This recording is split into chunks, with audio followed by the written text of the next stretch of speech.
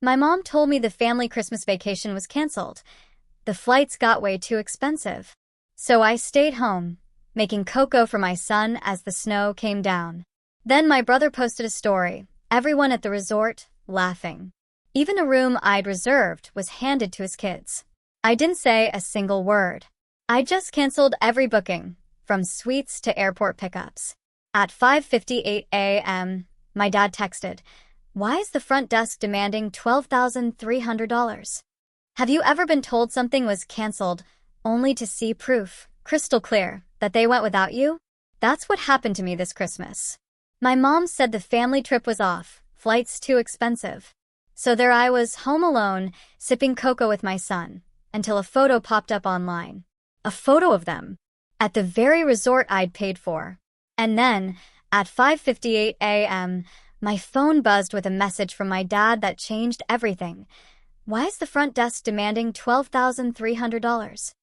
For most of my adult life, I've been the person my family calls when they're in a bind. Rent short? Call Daniel. Car payment bounced? Daniel. Christmas needs funding? Guess who? I work as a senior accountant in downtown Chicago, 18 floors up, overlooking the river. My salary? It's decent, comfortable.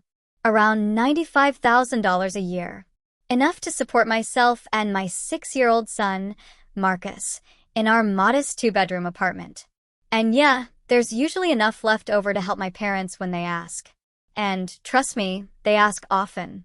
So often, I actually have a mental category in my budget: family emergencies. It's the one that mysteriously demands $800 just to warrant them needing $200 every single month. My younger brother, Tyler, he's 34. He's got 3 kids, ages 4 to 9, and a mortgage that's perpetually one late payment away from foreclosure. His wife, Jessica, she's all about those social media vacation photos, always with captions about gratitude and family blessings.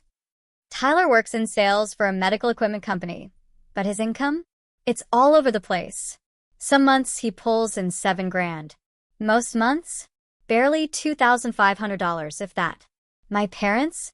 They always say Tyler just needs a little time, a little help, a little breathing room, and things will turn around. They've been saying that for 12 years. 12 long years of excuses and promises that never actually turned into real change. I was never the favorite. That became crystal clear around age 10, when Tyler's birthday parties had clowns and bounce houses, while mine were store-bought cake and a few kids from my class who barely knew my name.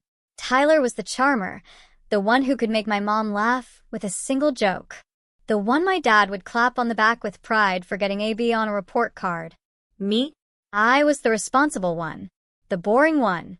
The one who studied late into the night while Tyler partied and came home drunk. The one who saved every dollar from my part-time grocery store job while Tyler blew his paychecks on video games and dates. The one who graduated with honors from state college while Tyler barely finished community college after 6 years of stops and starts. But I never complained. I thought that's just what family did. You show up. You help. You don't keep score. Then last October, a Tuesday afternoon, I was at work finishing up a budget report when my mom called.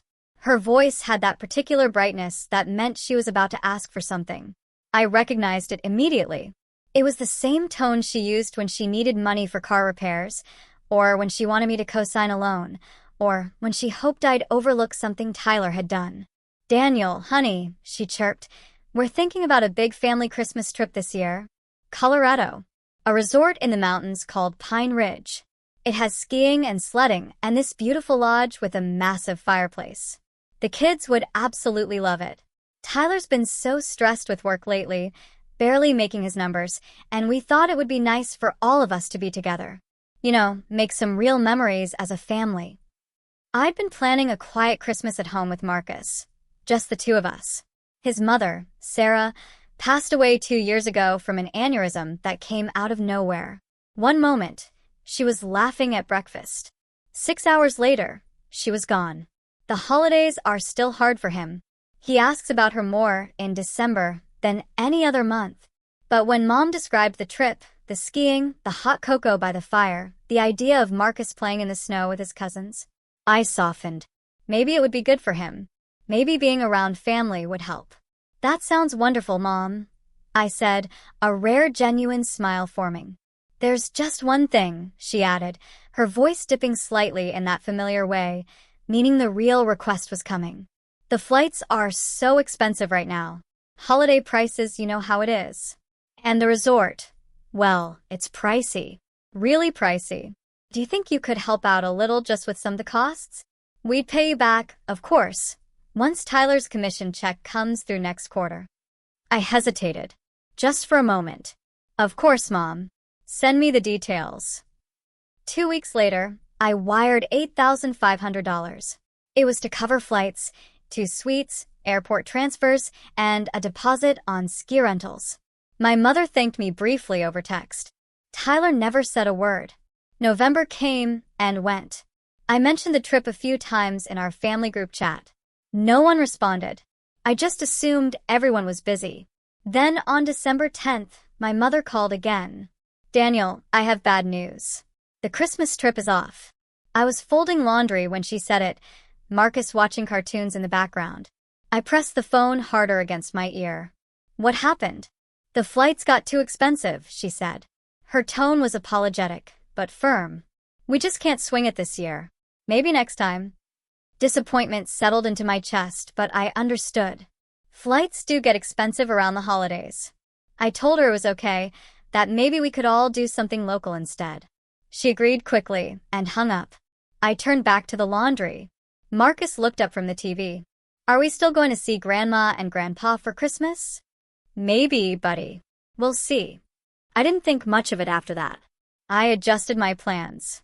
I bought Marcus a sled. I stocked up on hot chocolate mix.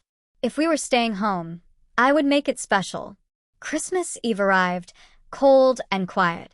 The temperature had dropped to 15 degrees overnight. Snow fell in thick, heavy flakes outside our living room window.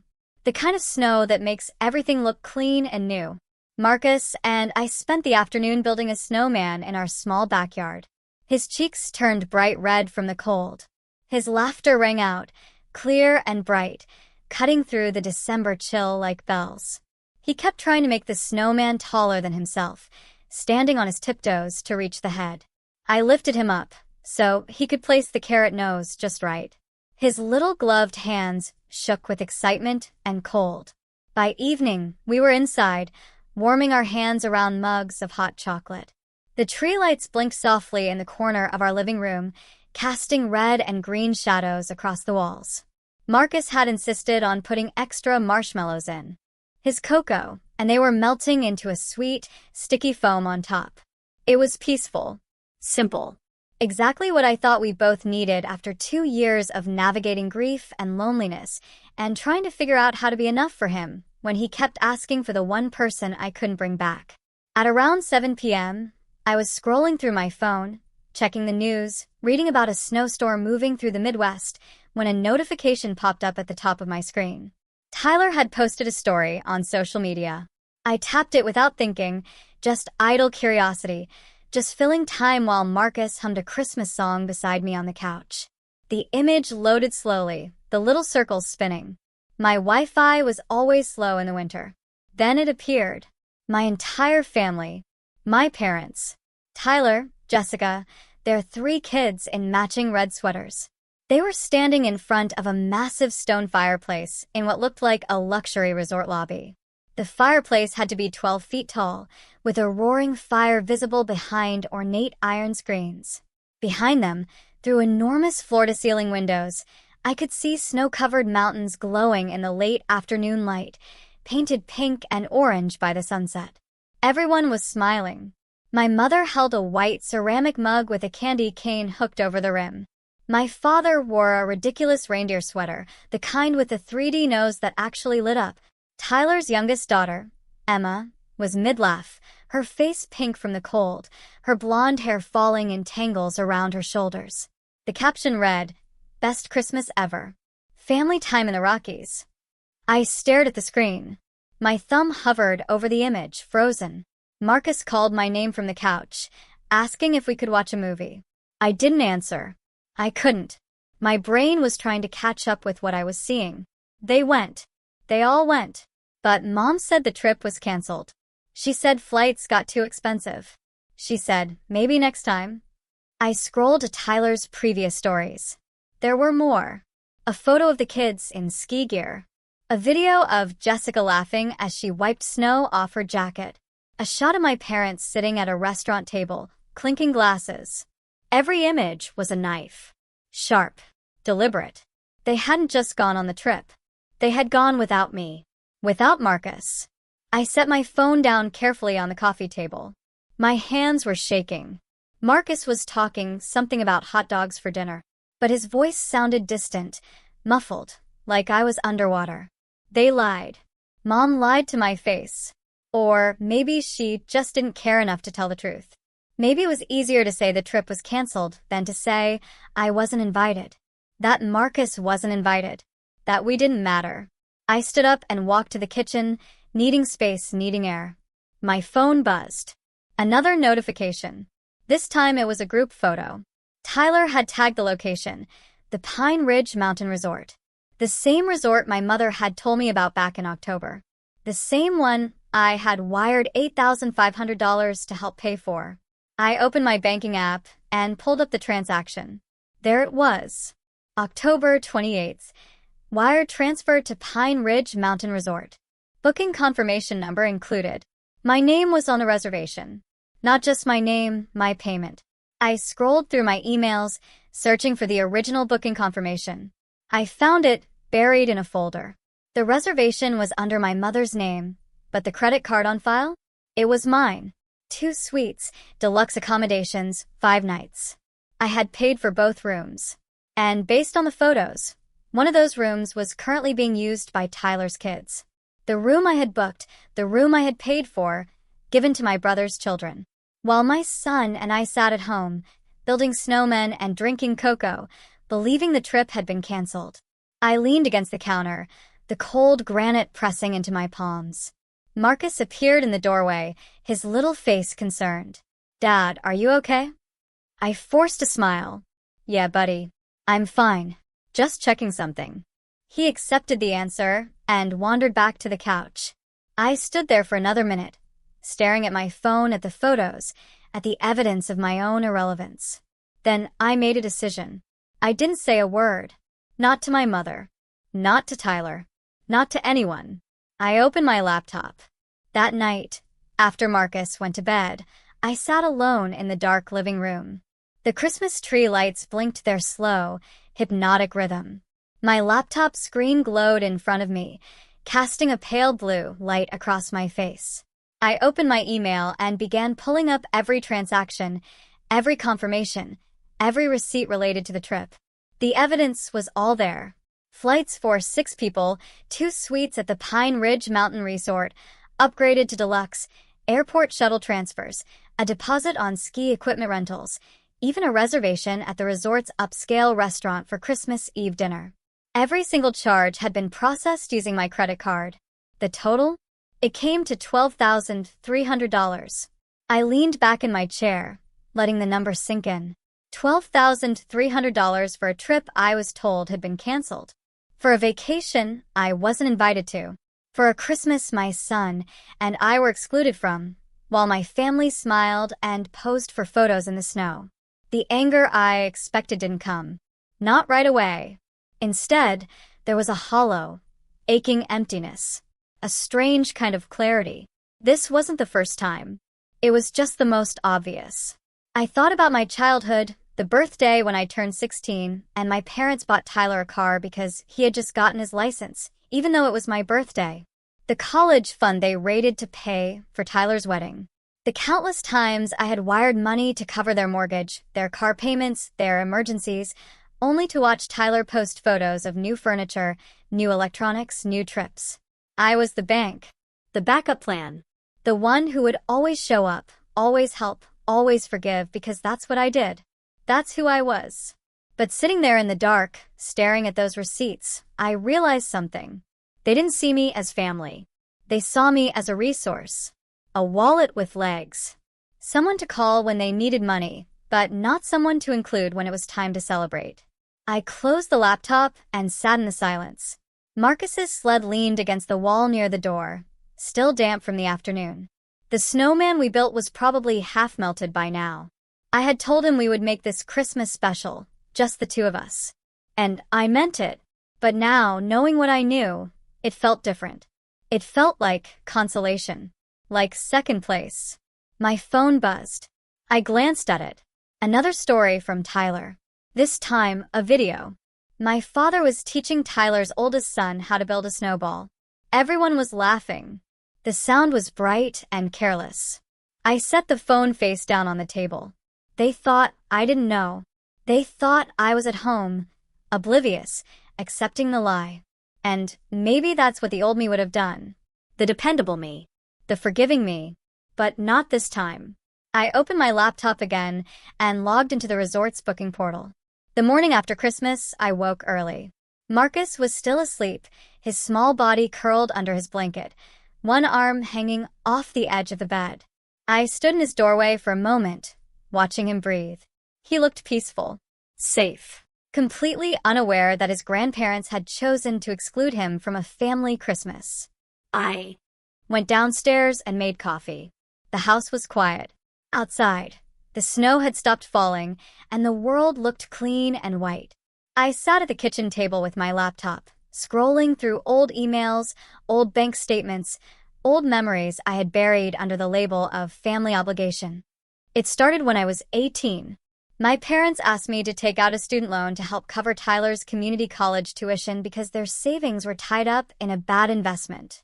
I did it. I thought it was temporary. It wasn't.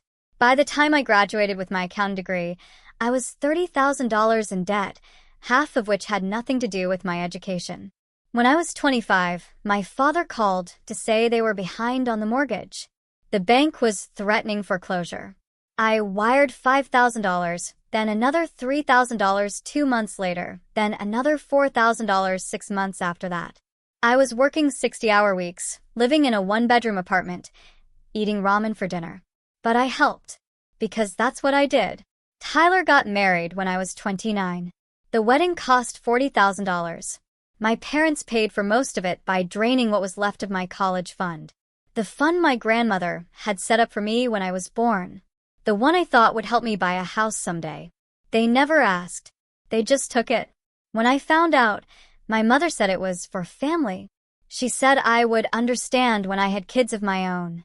I understood something, but it wasn't what she thought. When Marcus's mother died, my parents visited once. They stayed for 2 hours, patted me on the shoulder, and left. Tyler didn't come at all. He sent a text. "Sorry for your loss, man.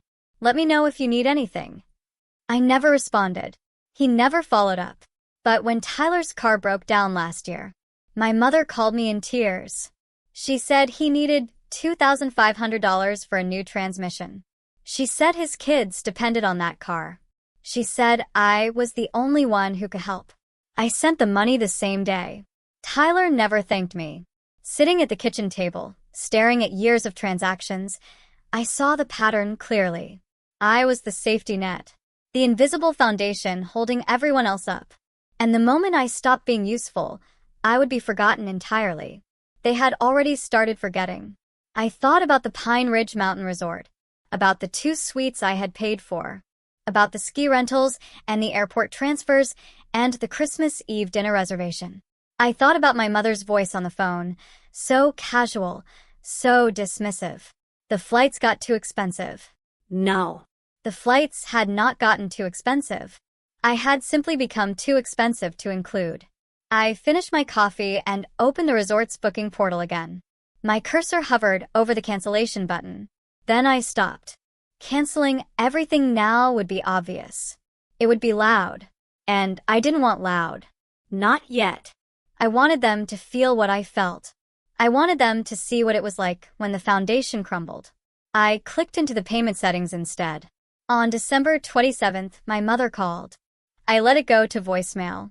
She called again an hour later. I declined. By the 3rd call, I finally answered. "Daniel, honey, where have you been? I've been trying to reach you." Her voice was light, almost cheerful, as if nothing had happened, as if I hadn't seen the photos. As if I hadn't spent Christmas Eve sitting on my couch watching my family celebrate without me. I've been home, Mom. With Marcus. Oh, good. I just wanted to check in. How was your Christmas? The question landed like a slap. I stared out the window at the half-melted snowman in the backyard. Marcus was watching cartoons in the living room, his laughter faint in the background. It was quiet. That's nice, she said, her tone distracted. Well, I just wanted to let you know we're back from the trip. It was wonderful. The kids had such a good time. Tyler's youngest learned how to ski. I closed my eyes. I saw the photos.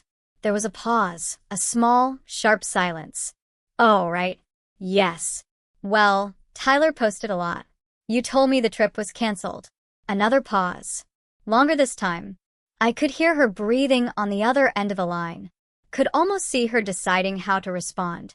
It was originally, but then we found a deal on flights last minute and it just worked out.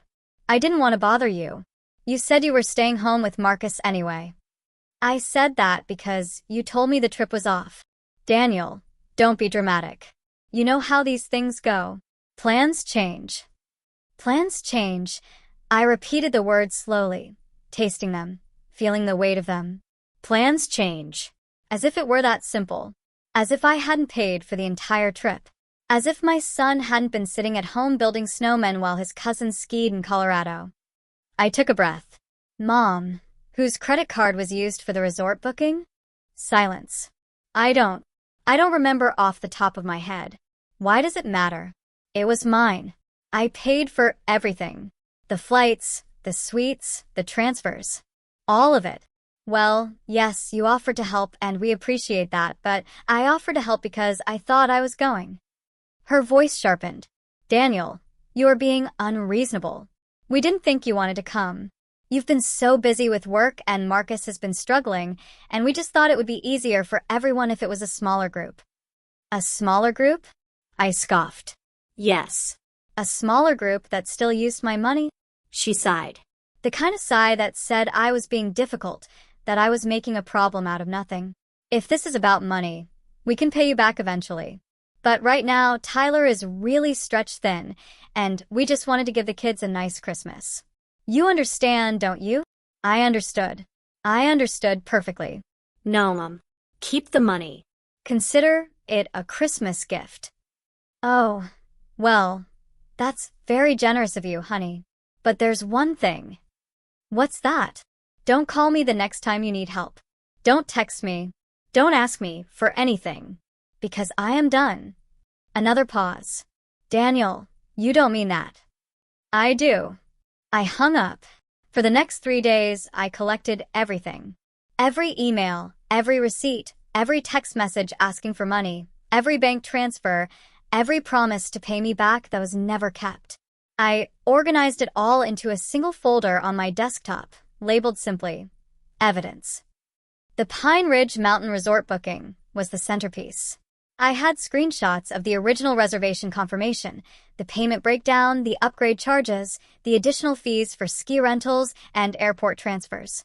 I also had the emails from my mother asking me to help cover costs, the texts where she thanked me for my generosity, the group chat messages where the trip was discussed before I was quietly removed from the planning. I pulled my credit card statements going back 5 years. The pattern was staggering. Over $87,000 in transfers to my parents and Tyler. Rent payments, car repairs, medical bills, groceries, utilities, Christmas gifts for Tyler's kids. Every time I thought I was helping, I was actually enabling. I was making it possible for them to keep living beyond their means while treating me like an ATM. I opened a new document and started writing. It wasn't angry. It wasn't emotional. It was just facts. Dates. Amounts. Context. I wrote it the way I would write a financial audit at work. Clean and thorough, impossible to dispute. Then I logged into the resort's portal one more time. I reviewed the cancellation policy. Full refunds were only available if canceled more than 14 days before check-in. Partial refunds were available up to 48 hours before check-in. After that, cancellations were non-refundable, but outstanding charges would still be processed. My family was scheduled to check out on December 28th. It was now December 27th. But the final charges, the ones for room service, minibar usage, spa services, additional activities, those wouldn't be processed until checkout. And those charges would automatically go to the card on file. My card. I made a note of the checkout time, 11 a.m. on December 28th. Then I calculated when the final bill would be processed. Most hotels ran their end-of-stay charges between 12 p.m. and 2 p.m. on checkout day, depending on how quickly the guest vacated the room and how long it took for housekeeping to inspect. I looked at my email one more time. I had access to the reservation. I had access to the payment settings. And I had access to something my family did not know about. The ability to remove my credit card from the account and transfer the balance due to guest responsibility. I opened the settings page. My cursor hovered over the Edit Payment Method button. And then I clicked. At 5:43 a.m. on December 28th, I woke up. Marcus was still asleep. The house was dark and silent. I made coffee, sat down at the kitchen table, and opened my laptop. I logged into the Pine Ridge Mountain Resort portal. My family's reservation appeared on the screen along with a detailed breakdown of charges. The base cost of the 2 suites, the ski rental deposits, the airport shuttle fees, the Christmas Eve dinner, and below that, the additional charges that had accumulated over the 5-day stay. Room service, minibar, spa treatments, a massage for my mother, a whiskey tasting for my father, ski lesson upgrades for Tyler's kids. The total was now $14,780. I clicked into the payment settings. My credit card was still listed as the primary payment method. I selected Remove Payment Method and confirmed the action. A pop-up appeared asking if I wanted to add a new card or transfer the charges to the guest. I selected Transfer to Guest. Another pop-up. Asterisk, are you sure? Outstanding charges will be billed to the guest at checkout. This action cannot be undone. Asterisk, I clicked Confirm. The system processed for a moment, and then a confirmation message appeared. Payment method updated.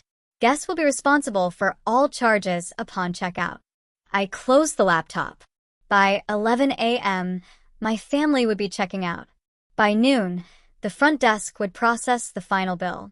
And by 12:30 p.m., someone would be calling my father's cell phone, asking how he intended to pay $14,780 in charges that were no longer covered by the card on file. I didn't have to wait long. At 11:52 a.m., my phone buzzed. A text from my father. Call me. I ignored it. 5 minutes later, another text. Daniel, this is urgent. Call me now. I set my phone face down on the table and took a sip of coffee. Marcus was in the living room playing with his new Lego set. He looked happy, content, oblivious to the unraveling happening 800 miles away in a luxury resort lobby.